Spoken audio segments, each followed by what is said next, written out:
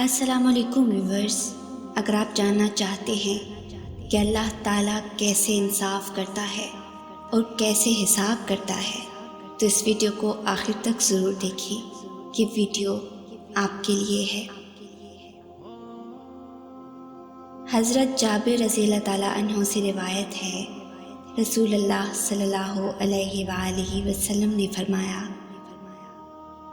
ظلم کرنے سے بچو، اس لیے کہ ظلم قیامت والے دن اندھیروں کا باعث ہوگا، اور حد درجہ بخل سے بچو، اس لیے کہ اسی بخل نے تم سے پہلے لوگوں کو ہلاک کیا ہے۔ اس بخل ہی نے انہیں اس بات پر آمادہ کیا کہ وہ آپس میں خون ریزی کرے اور حرام کردہ چیزوں کو حلال سمجھیں۔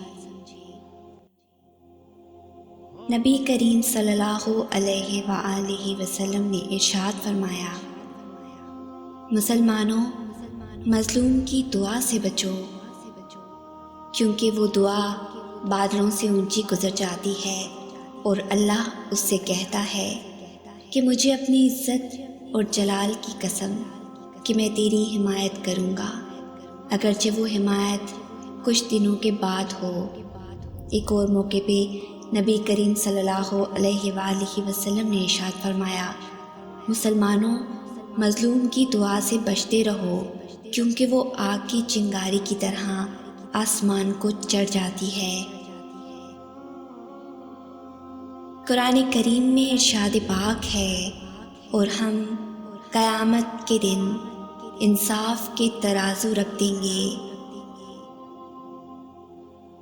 اللہ تعالیٰ قرآن کریم کی سورہ بروج میں فرماتا ہے، جن لوگوں نے مومن مردوں اور مومن عورتوں کو ظلم کا نشانہ بنایا ہے، پھر توبہ نہیں کی ہے، ان کے لیے جہنم کا عذاب ہے اور ان کو آگ میں جلنے کی سزا دی جائے گی۔ حدیث نبوی صلی اللہ علیہ وآلہ وسلم ہے، ظلم قیامت کے دن تاریکیوں کی شکل میں ہوگا۔ اللہ سے انصاف نہ مانگو، کیونکہ اللہ سے بڑا کوئی منصف نہیں۔ اگر اللہ نے انصاف کیا تو شاید کوئی انسان عذاب سے نہ بچ سکے۔ اللہ سے مانگنا ہے تو رحمت مانگو، کیونکہ اللہ سے بڑا رحیم کوئی نہیں، اور اللہ کی رحمت اللہ کے غضب پر بھاری ہے۔ ظالم کو اللہ مہلت ضرور دیتا ہے، لیکن کیا تم نے سنا نہیں، اس کی پکڑ بہت شدید ہے۔ جھوٹے لوگوں کی ایک بہت بڑی سزا یہ ہوتی ہے کہ ان کو اپنی باتوں اور دعووں پر خود بھی یقین نہیں آتا ہے کہ کر کے بھول جاتے ہیں اور بھول کر جاتے ہیں۔ جب کوئی تمہیں بے وجہ رلائے تو تم اپنے آنسو اس یقین کے ساتھ صاف کر لینا کہ زندگی کے کسی موڑ پر وہ تم سے زیادہ روئے گا۔ بے شک اللہ بہترین انصاف کرنے والا ہے۔ اللہ سب جانتا ہے اور ایک دن وہ انصاف کرے گا۔ وقت اور حالات ایک جیسے نہیں رہتے ہمیشہ۔ جس نے آپ کے ساتھ برا کیا ہے وہ شاید آج بہت اچھے حالات میں ہے، مگر حساب وہ بھی دے گا۔ جرم قبول کرنا آسان نہیں ہوتا، تبھی تو سورج کو سوا نیزے کے فاصلے پر لایا جائے گا کہ تانبے کی مانند دہکتی زمین پر کھڑے ہو کر اپنے اعمال کا حساب دینا ہے۔ جب کوئی تمہیں بے وجہ رلائے تو تم اپنے آنسو اس یقین کے ساتھ صاف کر لینا کہ زندگی کے کسی موڑ پر وہ تم سے زیادہ روئے گا۔ بے شک اللہ بہترین انصاف کرنے والا ہے۔ اللہ کی پکڑ بڑی سخت ہے، ہمیشہ اللہ سے ڈرتے رہنا، کبھی بھی کسی کی غربت، بے بسی اور بیماری کا مذاق مت اڑانا۔ اللہ کی پکڑ بڑی سخت ہے۔ یاد رکھنا، بادشاہ کو فقیر اور تندرست کو بیمار ہونے میں دیر نہیں لگتی۔ انسان یہ سمجھ کر جھوٹ بولتا ہے کہ کبھی پکڑا نہیں جائے گا، اور یہ سمجھ کر دھوکہ دیتا ہے کہ اگلا بے وقوف ہے، اس کی عیاری اور مکاری کو کبھی سمجھ نہیں پائے گا۔ مگر اللہ رب العزت کا قانون بڑا انصاف رکھتا ہے، انسان کو وہاں آ کر ٹھوکر لگتی ہے جہاں اسے کامیاب ہو جانے کا سب سے زیادہ یقین ہوتا ہے۔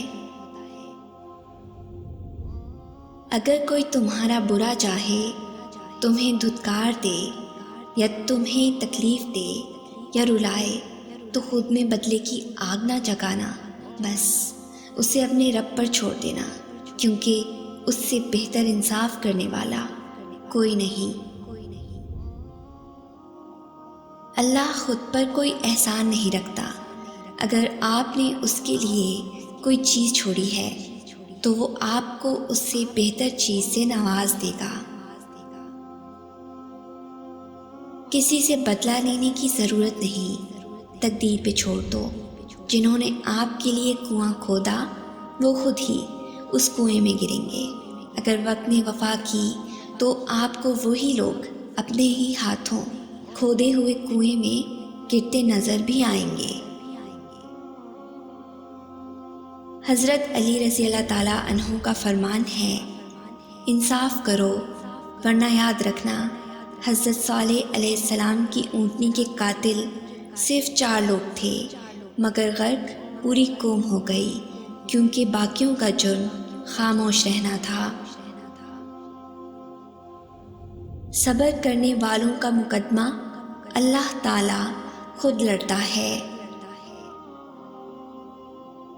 صرف اعمال کا ہی سوال نہیں ہوگا، کہی گئی لکھی گئی ہر بات کا جواب دینا ہوگا۔ آپ کی وجہ سے کوئی گمراہ ہوا یا آپ کی وجہ سے کوئی گناہ کی طرف گیا، اس کا خمیازہ آپ کو بھگتنا ہوگا۔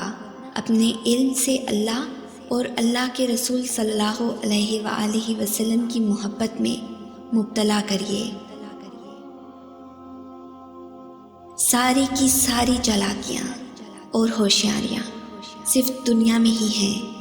اس کو بیوقوف بنا لیا، اس سے جھوٹ بول لیا، اسے دھوکہ دے دیا۔ لیکن یاد رکھیں، جو کچھ آپ کر رہے ہیں وہ ہواؤں میں نہیں اڑ رہا، فرشتے لکھ رہے ہیں اور اللہ تعالیٰ دیکھ رہا ہے۔ نعمان بن بشیر رضی اللہ تعالیٰ عنہ نے بیان فرمایا کہ میرے والد نے مجھے ایک غلام تحفہ دیا، تو میری والدہ نے کہا کہ جب تک آپ رسول اللہ صلی اللہ علیہ وآلہ وسلم کو اس پر گواہ نہ بنائیں میں راضی نہیں ہو سکتی۔ چنانچہ حاضر خدمت ہو کر رسول اللہ صلی اللہ علیہ وآلہ وسلم سے یہ معاملہ عرض کیا، تو رسول اللہ صلی اللہ علیہ وآلہ وسلم نے دریافت فرمایا کہ اسی جیسا تحفہ تم نے اپنی تمام اولاد کو دیا ہے؟ انہوں نے جواب دیا کہ نہیں۔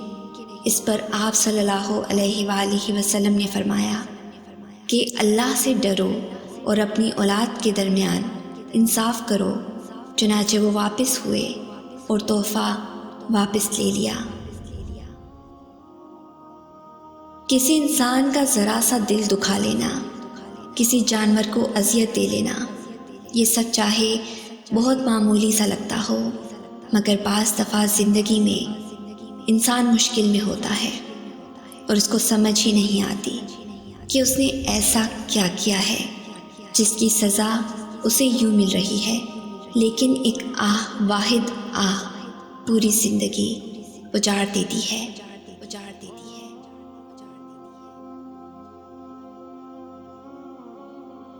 اگر اس ویڈیو نے آپ کے دل پر اثر کیا ہے تو اسے زیادہ سے زیادہ لائک اور شیئر کریں۔